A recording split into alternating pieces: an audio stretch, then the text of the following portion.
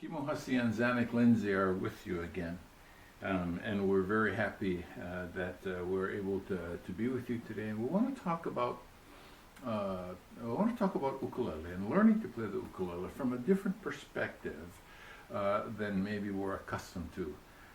Sometimes in sessions that we have with teachers, or even in video sessions like this, we are accustomed to talking about maybe a certain technique, practicing that technique, and that becomes what we do.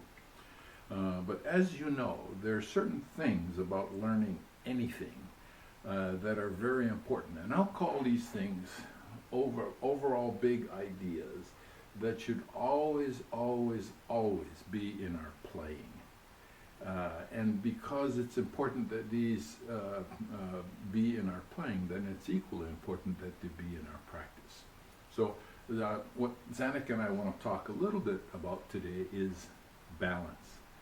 It's extremely, extremely important that you address and practice balance in the course of learning ukulele. Why?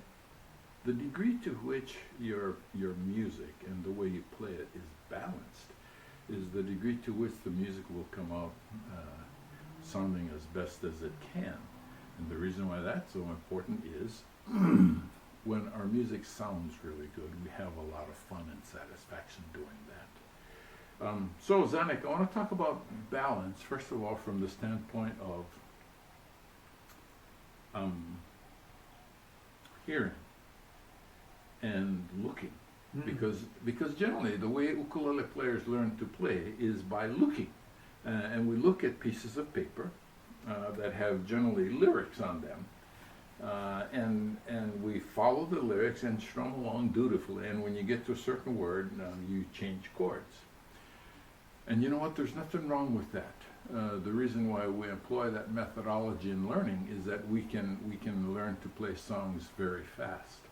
But if we do that exclusively at the expense of listening to what we're doing and creating balance between how we learn from looking and listening, is the degree to which we will learn faster.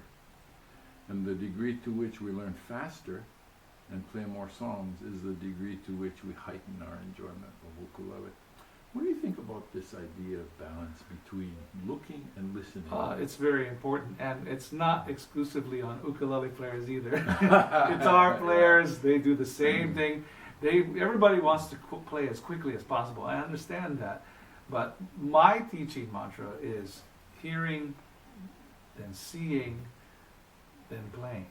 Okay, in that order. So where does the seeing priority come in? It's second, because you have to hear what you're about to touch and play on the ukulele. And so we need to start using more maybe ear training exercises in 2015. We need to help them do that and realize that the priorities are just a little askew, because that's where all the beautiful melodies come from. Absolutely. It's within. And when you start to hear your own melodies and know how to access them, then you're making some music, And you know what? Don't be afraid of this concept of learning to listen.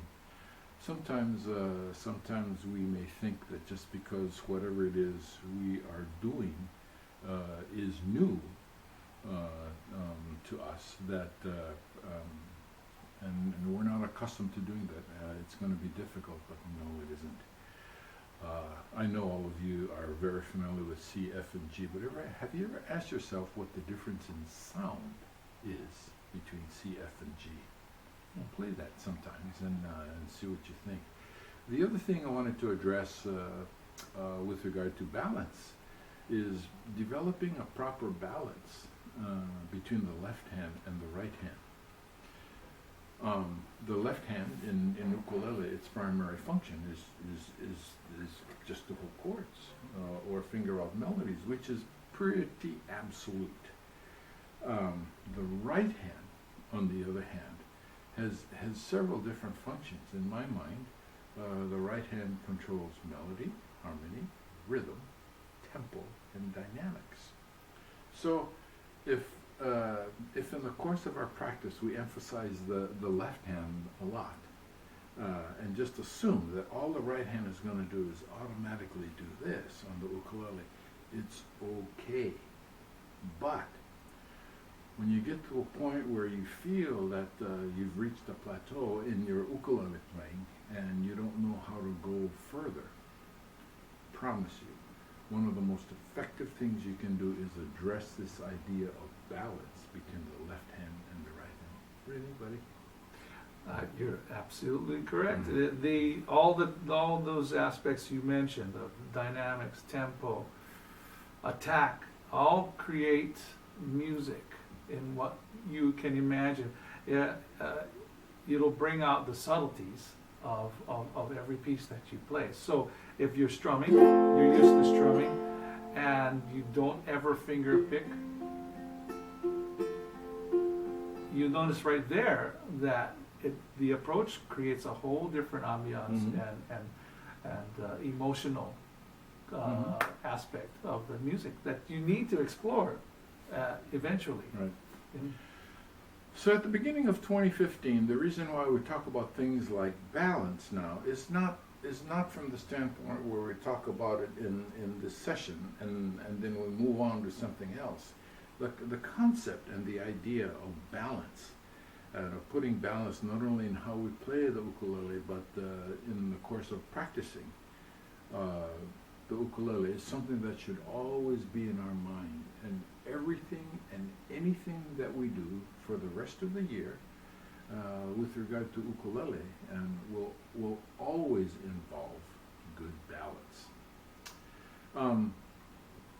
I want to tell you again that Zanuck and I have planned to spend 2015 and even beyond doing a lot of teaching and playing together.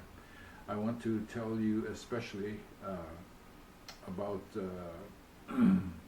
July, specifically July the 3rd to July the 8th.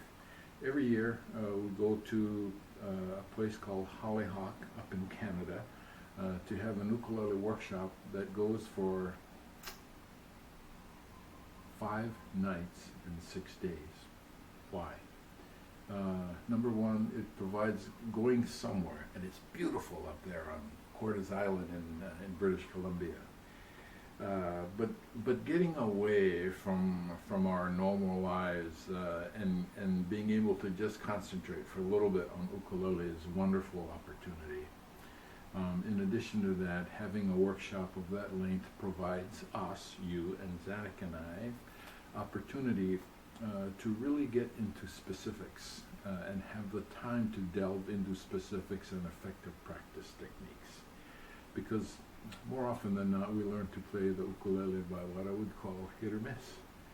We buy an ukulele and spend time with a friend, listen to a CD, look at a video, take some lessons, and all of that is wonderful. But it goes sometimes in this direction, and then this one, and then this one, and then this one.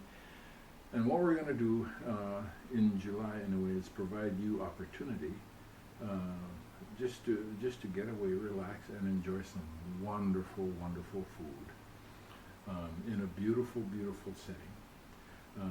And Zanuck and I will do the teaching, and we hope that you will come. Information with regard to this will be posted. And if you have any questions about the facility and the session, contact Hollyhock. If you have any questions about the curriculum and what we'll do, you can contact myself or Zanuck.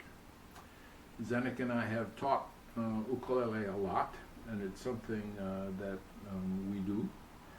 Zanuck has also taught with me on some of the longer workshops I've done. What do you think of these, the long ones?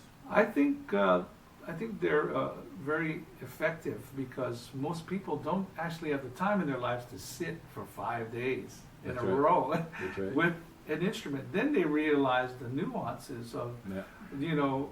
what they're doing with this fun instrument, but there's a serious side of study to it that Absolutely. you can really take advantage of in these Absolutely. sessions.